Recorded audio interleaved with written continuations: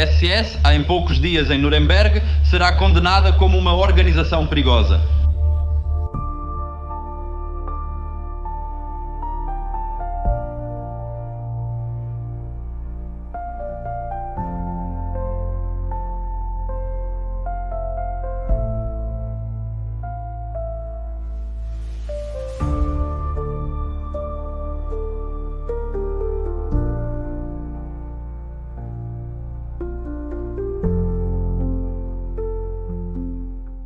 Esta história começa em um dia muito especial para a Frágia. 14 de julho, sim, exatamente, o aniversário da tomada da Bastilha. Hoje não falamos sobre a Revolução Francesa. Você deve ter percebido pelo fundo atrás de mim. Hoje falamos sobre o nazismo. Exatamente, de um personagem que aterrorizou boa parte da Europa de maneira constante e deixando rastros evidentes de sua passagem. Ele foi chamado de muitas maneiras: o carrasco, o lobo faminto, o homem sem piedade. Mas às vezes nos perguntamos, o que realmente pode ser definido como homem? Se seres vivos que demonstram em vida a ausência absoluta de empatia e de vontade de poupar o próximo, podem ser definidos como homens? Proteger a identidade, garantir o anonimato é importante. Mas voltemos àquele dia, 14 de julho, não o dia da tomada da Bastilha. No dia 14 de julho de 1976, 48 anos atrás, em Travers, uma pequena comuna na França, uma casa é cercada por um grupo de arruaceiros, uma casa anônima como muitas outras. Esse grupo é composto principalmente por militantes do Partido Comunista Francês. Eles não estão armados com armas convencionais. Eles têm bastões, forcados e várias garrafas Molotov que são incendiadas e jogadas tanto no telhado quanto pelas janelas da casa.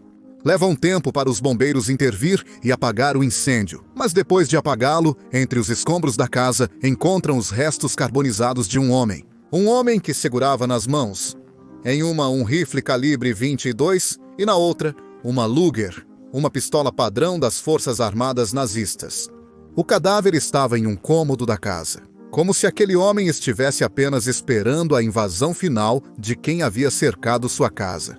Para chegar ao acerto de contas, chega uma reivindicação daquele incêndio, assinada por um grupo antinazista. Finalmente, fizemos justiça aos mártires franceses e italianos mortos de maneira ignóbil por um carrasco sem piedade. Isso está escrito na reivindicação. Os policiais franceses que intervêm no local, no entanto, mantêm um pouco de prudência. Não estão exatamente certos da identidade do cadáver encontrado dentro da casa queimada. Para eles, aquele cadáver poderia, mas também poderia não ser o de Joachim Peiper. O lobo, o carrasco. O homem que, com seu nome e seus soldados, espalhou terror na Europa durante a Segunda Guerra Mundial. Quem era Joachim Peiper, oficial das Waffen-SS, um dos oficiais de maior sucesso em relação à idade, nascido em 30 de janeiro de 1915, assistente pessoal de campo de Heinrich Himmler e principalmente membro da 1ª Divisão Panzer das Waffen-SS. Leibstandarte Adolf Hitler, uma divisão criada a partir da guarda pessoal, a Leibstandarte, precisamente, do ditador. Uma divisão que se destacaria tanto na frente oriental quanto na ocidental, pela combatividade de seus soldados, mas também pela ausência de humanidade dos mesmos, e também de seus comandantes. Dispostos a fazer de tudo até ultrapassar as leis de guerra, apenas para alcançar o objetivo que não poderia ser outro senão a vitória. Peiper, neste sentido, representou para os mais fanáticos entre os nazistas o oficial perfeito. Filho de uma família de classe média da Alsácia alemã, Peiper cresceu no mito do Império Alemão. Por outro lado, seu pai, Voldemar, prestou serviço durante o período colonial no Exército Imperial. Bem, Voldemar Peiper era para o filho Joaquim uma espécie de herói, também porque, após a Grande Guerra, ele foi membro ativo daqueles Freikorps, daqueles corpos francos, que reprimiam tanto as revoltas polonesas na Silésia, quanto as tentativas de socialistas e comunistas de estabelecer efêmeras repúblicas de modelo soviético. Na Casa Peiper havia 2 credos. Um era a superioridade da Alemanha, apesar da derrota na Grande Guerra, apesar das condições humilhantes do Tratado de Baxi.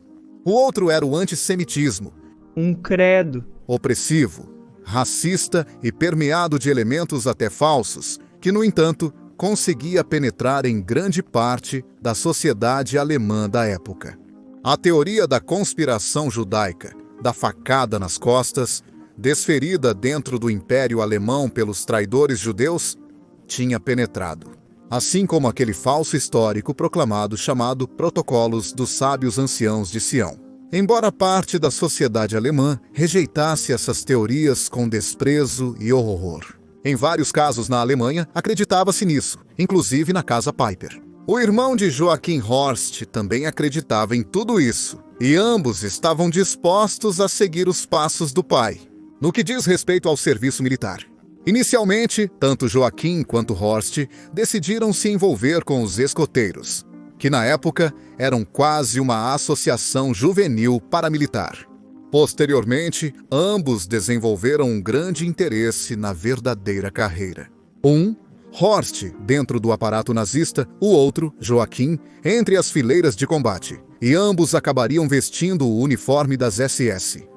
Horst realmente se juntou às SS, mas na divisão chamada Totenkopfverbände, ou seja, a divisão responsável por guardar os campos de concentração.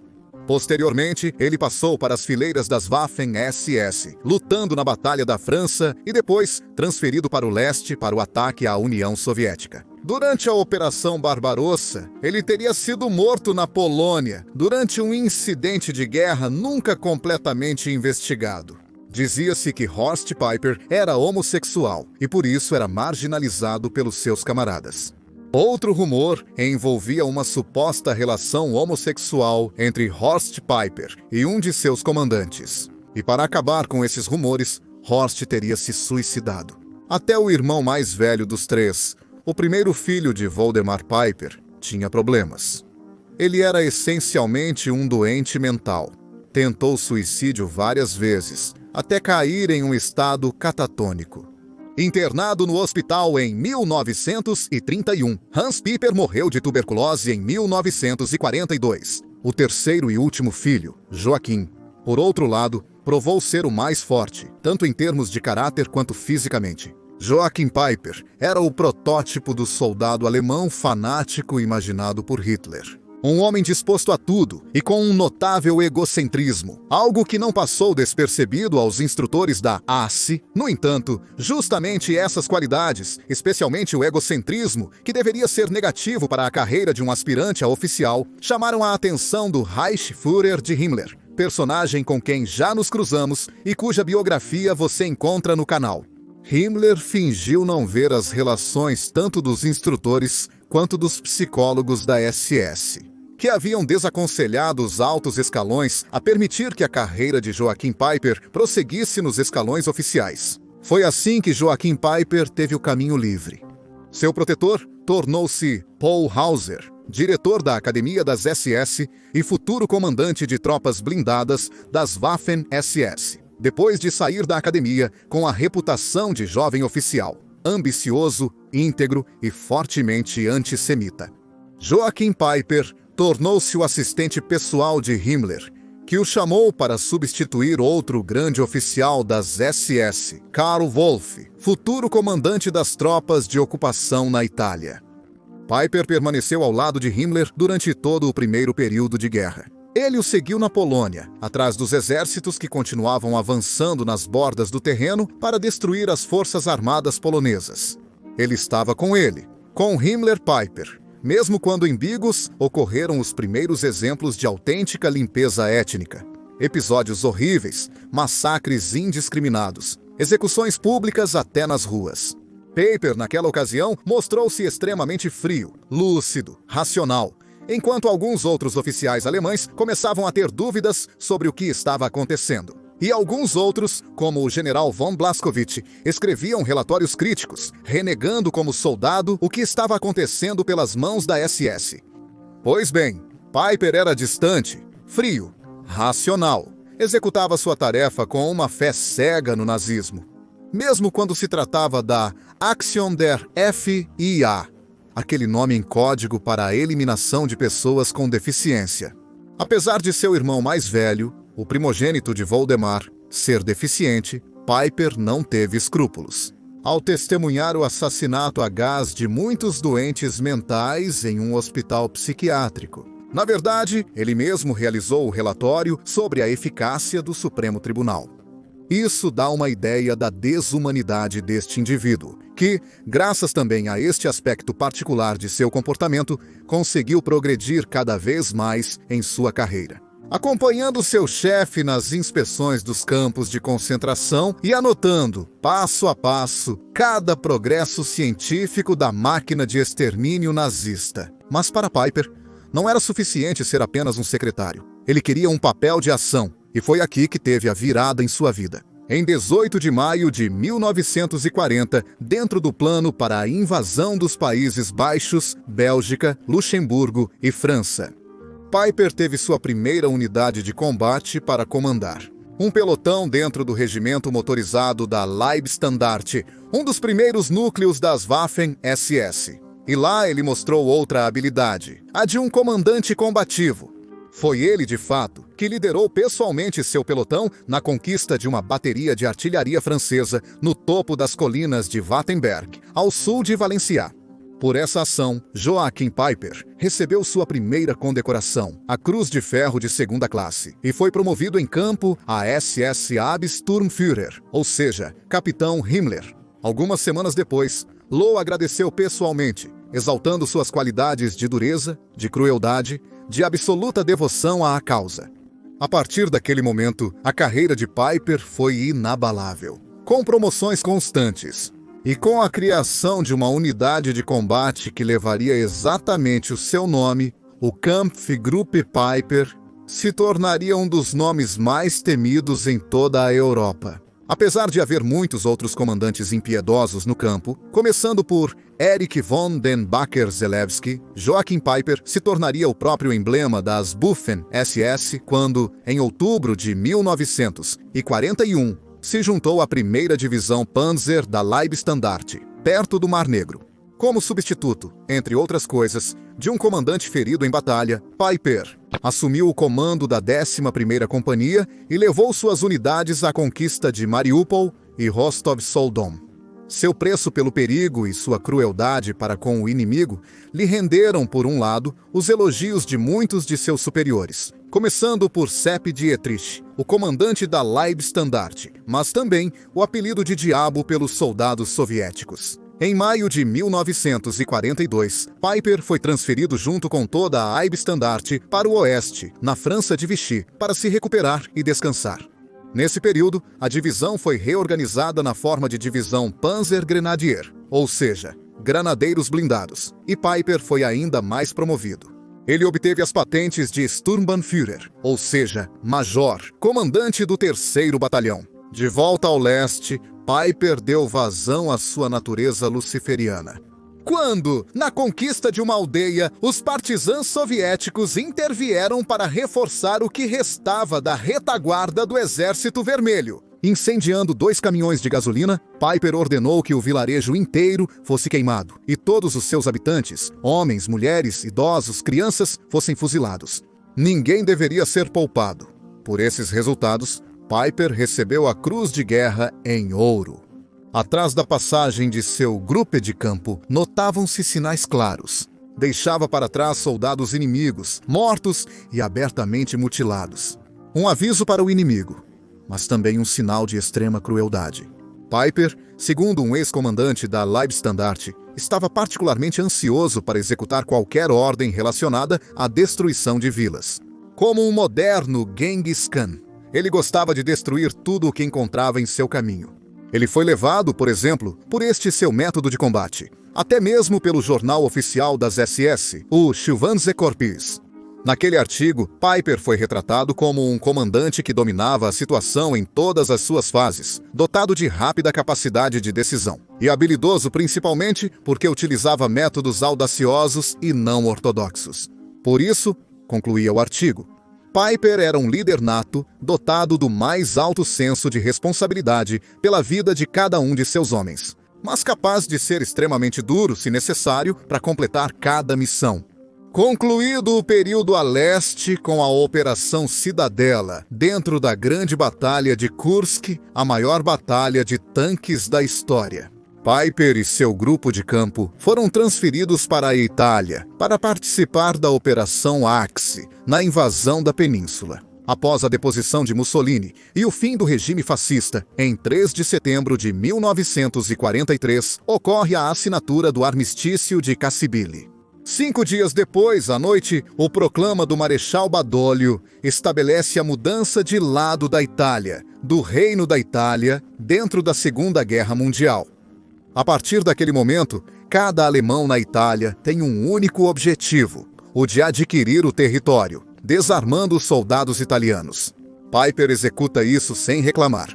As União Soviética, as tropas da Leibstandarte são enviadas para o Piemonte em 19 de setembro de 1943, um pequeno destacamento da Leibstandarte. Eles entram em conflito com os partisãs do movimento de resistência Partigiani, que perto da pequena aldeia de Boves, em Piemonte, matam um soldado alemão e capturam outros 2. Piper decide tomar a situação diretamente em suas mãos. Ele ordena que a população civil seja reunida no centro da aldeia de Boves e fará um anúncio de que destruirá a aldeia, a menos que os partisãs não libertem os prisioneiros. Deve-se dizer que os partisãs, estimulados pelo pároco do país, Giuseppe Bernardi, e por um empresário, Alessandro Bassalo, mostraram-se extremamente sensíveis. Os 2 prisioneiros vivos e o corpo do soldado LSS morto foram devolvidos. Mas para Piper, isso não era suficiente. Mesmo tendo alcançado seu objetivo, ele ainda queria dar uma lição pelo que havia acontecido, para que ninguém ousasse levantar um dedo contra seus soldados. Foi assim que ele deu a ordem para matar sumariamente 24 homens da aldeia, homens inocentes que não haviam feito nada, simplesmente para dar um exemplo. Uma mulher que tentou resistir quando os soldados alemães entraram em sua casa para saqueá-la também foi morta. Por fim, Piper deu a ordem para queimar todo o país. Depois do que fez na Ucrânia, Piper também começou a mostrar o pior de si na Itália, ficando conhecido como o Diabo. Em seu relatório para a divisão, Piper descreveu o massacre como uma defesa heróica. Ele simplesmente fez o seu dever para evitar que os bandidos italianos, incluindo os partisãs, mirassem os soldados das Waffen-SS. Mas não foi bem assim. Após aquele massacre, Piper e seu grupo foram levados de volta para a Ucrânia, ainda para lutar contra o Exército Vermelho, ainda demonstrando extrema ferocidade e determinação, ainda destruindo vilas como a de Pekarcina, destruída com lança-chamas, deixando para trás centenas de cadáveres de civis inocentes, com as forças reduzidas pelos contra-ataques do Exército Vermelho. Pense que o 1º Regimento Panzer SS, no final de novembro de 1943, tinha apenas 12 tanques em funcionamento. No final, os comandos superiores decidiram mover a Leibstandarte para Avrança, com a tarefa de guarnecer os pontos-chave, especialmente perto da fronteira com a Bélgica, e recompensando Piper ainda mais com novas decorações e novas promoções. E é precisamente na França, em junho de 1944, durante a Operação Overlord, que Piper morde o freio. Ele gostaria de intervir imediatamente. Suas tropas estão posicionadas em Pas-de-Calais para evitar a invasão dos anglo-americanos. Mas a invasão ocorreu mais ao sul, na Normandia, na área de Caen de Cherbourg.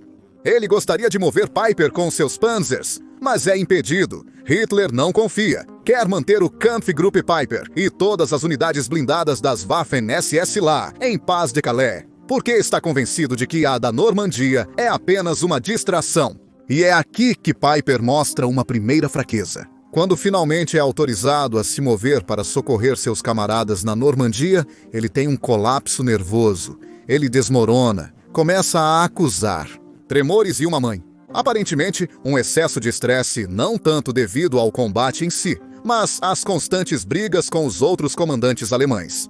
Por isso, ele é removido do comando e internado no hospital, primeiro em Paris e depois na Baviera. E é justamente enquanto está descansando na Alemanha que Piper recebe uma missão especial, a de levar seu reformado Kampfgruppe ao ataque durante a ofensiva das artilharias. Lembram-se daquele filme dos anos 60, A Batalha dos Gigantes? Aquele coronel interpretado pelo ator inglês Robert Shaw, que lidera com obstinação seus Panzers na conquista das Ardenas, mas principalmente dos depósitos de gasolina anglo-americanos. Pois bem, a figura daquele coronel é baseada justamente nele, em Joachim Peiper, o carrasco que leva seu Kampfgruppe como ponta de lança da ofensiva para dizimar as linhas americanas. Ele pode contar com o 500, primeiro batalhão Panzer pesado equipado com uma novidade. Os tanques Königstiger, Tigre de Bengala, virtualmente indestrutíveis. São tanques enormes, muito pesados, mas também extremamente sedentos. De gasolina, uma mapa dos depósitos de combustível americanos é fornecida a Peiper. Seu objetivo é capturar o maior número possível e intactos, para poder alimentar cada vez mais a força do avanço. O objetivo da flexão das Ardenas é basicamente empurrar os anglo-americanos de volta, fazer com que eles entendam que não devem ir além e talvez até estabelecer uma paz separada, para então se voltar contra o Exército Vermelho no leste. Durante esses combates, o Kampfgruppe Peiper chega a Malmedy, uma pequena vila, e mais uma vez ocorre um massacre, mas não de civis. No vilarejo há elementos de um batalhão americano. São observadores de artilharia. São soldados armados apenas com armas leves. Não podem se opor aos tanques de Peiper. Então, após uma breve resistência, eles jogam as armas e se rendem, levantando as mãos. As leis de guerra preveriam a transferência deles para campos de prisioneiros. Mas o que Peiper faz? Ele dá ordens aos seus soldados para reunir todos os soldados americanos que se renderam em um campo, incluindo os feridos, e então abrir fogo com as metralhadoras. Caem 84 homens, os corpos são deixados à vista na neve, com o sangue manchando a pureza da neve. Poucos sobrevivem, e aqui poucos, quando alcançam as linhas americanas, contam aquela história daquele massacre sem sentido. O nome de Peiper começa a se espalhar também entre as linhas americanas, e o diabo é o pior homem com quem se pode encontrar. Mas a sorte de Peiper já acabou. Na primavera de 1945, depois que a ofensiva das Ardenas falhou em seu objetivo estratégico, tudo está perdido. Peiper não pode fazer nada além de testemunhar as últimas derrotas. Ele mesmo está empenhado no campo na Hungria, na Operação Primavera, para tentar reconquistar os últimos poços de petróleo húngaros. Nada a fazer. No 1º de maio de 1945, a Leibstandarte recebe a notícia da morte do ditador. Alguns dias depois, o alto comando assina a rendição incondicional. Peiper e seus últimos homens se rendem aos americanos, bem cientes de que se caíssem nas mãos dos soviéticos, seriam executados. Sem um julgamento, Peiper inicialmente volta para casa e consegue escapar da primeira prisão, mas sua fuga dura apenas alguns dias. Os americanos o recapturam em 22 de maio de 1945. Semanas depois, ele é acusado pela ordem do massacre sem sentido de Malmedy. E é com essa acusação que Peiper é levado a julgamento, com a alegação de ter ordenado, sem autoridade superior, um massacre sem sentido. Peiper, diante dos oficiais americanos que o interrogam, se mostra um nazista convicto e um antissemita convicto. Nos registros consta uma declaração dele: todos os judeus são inimigos e todos os poloneses são inimigos. Acabamos de limpar a nossa sociedade e transferir essas pessoas para os campos, e vocês as deixaram livres. Então, vocês também são nossos inimigos. Peiper, entre outras coisas, ao falar com os oficiais americanos, também mostra sinais de loucura. Ele diz que os americanos deveriam ter ajudado as Waffen-SS a combater os russos em defesa da civilização ocidental. Parecem delírios de um louco, e inicialmente também se pensa que Peiper, no fundo, pode ter germes de loucura no cérebro. Levado para a prisão e destinado ao julgamento, Peiper também conhece a prisão de Dachau, bem próxima ao campo de concentração, mas essa detenção não parece afetá-lo. O seu julgamento de 16 de maio a 16 de julho de 1946. A acusação é grave. A única estratégia em que seu advogado de defesa aposta, o tenente-coronel Everett, do Exército dos Estados Unidos da América, é sobre o fato de que as declarações de Peiper teriam sido extorquidas através de interrogatórios não oficiais e, às vezes, inapropriados. Mas é uma estratégia fraca. Não há impossibilidade de contestação. Peiper, no final, não é convencido a se retratar, a se declarar culpado. continua a dizer que só fez o que tinha que fazer. Por isso ele é condenado à morte, mas a pena capital é comutada. Os revisores das condenações à morte, porque muitas foram proferidas, incluem, incrivelmente também, o seu caso. Apenas 12 condenações são executadas, mas Piper consegue se safar. Em 1948, os revisores judiciais do Tribunal Militar Americano comutam sua pena para 35 anos de reclusão. Mas em 22 de dezembro de 1956, após praticamente 11 anos em custódia, Piper é libertado. Tudo isso leva a protestos veementes. Como se pode libertar um homem assim? Um homem que, onde quer que tenha estado, demonstrou desprezo pela vida humana. Os únicos a aplaudir a libertação de Piper são os membros do IQAG, a Associação de Ajuda Mútua dos Ex-Membros das Waffen-SS. É uma das muitas associações neonazistas que surgiram após a guerra de maneira não oficial e que continuam a promover por muito tempo o companheirismo como palavra de ordem.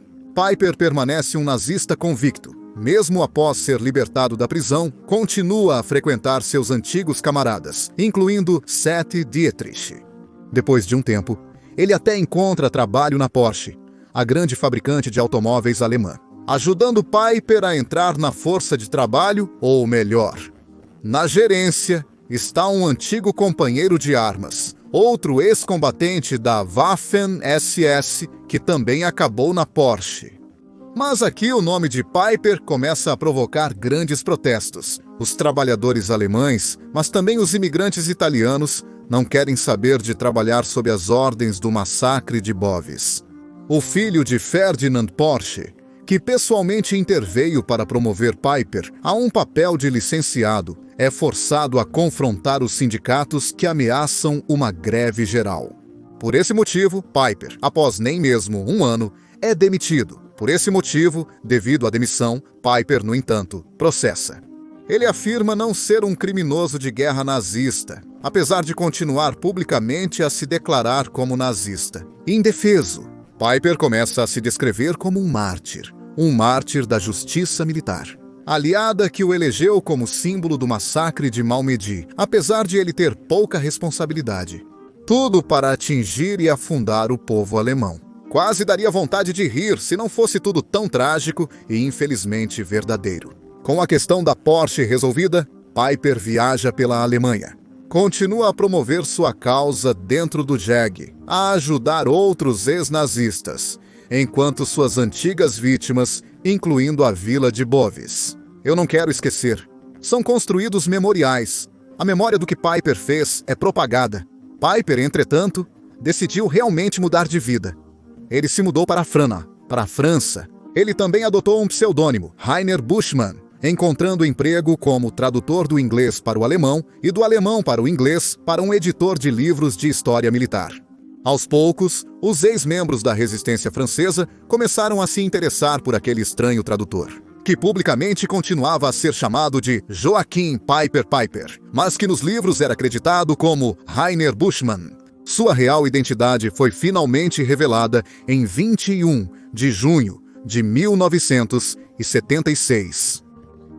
Ativistas políticos antinazistas franceses começaram a informar a comunidade de Travée que haviam encontrado as provas, que aquele alemão que morava no país, no fundo, era apenas um nazista. Piper tentou se defender, afirmar, até com uma entrevista intitulada Je paie, eu já paguei, que o dele era. Era um passado de guerra que ele queria esquecer, mas, pelo que havia feito, não poderia haver esquecimento.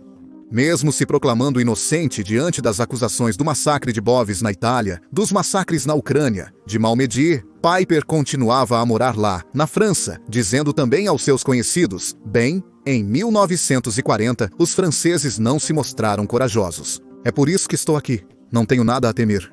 Bem, talvez ele realmente tivesse algo a temer. Porque no dia 14 de julho de 1976, no aniversário da tomada da Bastilha, alguns franceses decidiram se vingar daquele nazista impenitente e incansável. Um homem que espalhou terror por toda a Europa e que parecia destinado a sempre se safar. De qualquer forma, muito tempo após sua morte, muitos círculos, inclusive nos Estados Unidos, mantiveram uma visão incrivelmente heróica dos criminosos de guerra nazistas, incluindo Joachim Peiper. Era o fruto doente da derivação mercantilista, da vontade de confronto total com o comunismo soviético, justificando assim, de certa forma, o nazismo e todas as suas derivações. Por um bom tempo, até mesmo nos Estados Unidos, havia figuras públicas, privados que mitificaram Joachim Peiper, a ponto de identificá-lo como uma espécie de ídolo a ser venerado ou, pior ainda, a ser seguido e imitado. E é isso que deveria nos fazer refletir mais do que tudo. O fato de que, depois de tantos anos, existem pessoas que não conseguem entender.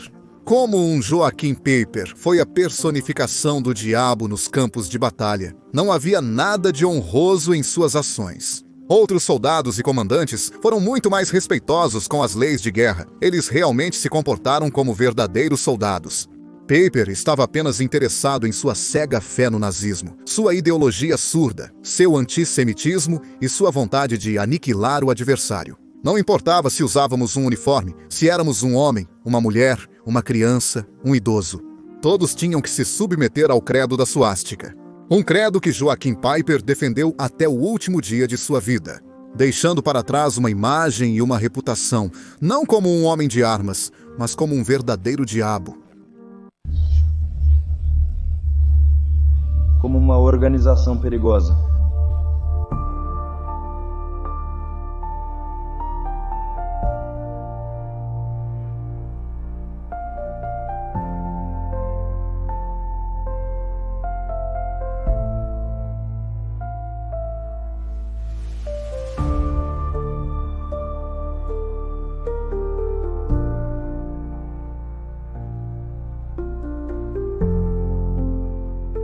Obrigado a todos.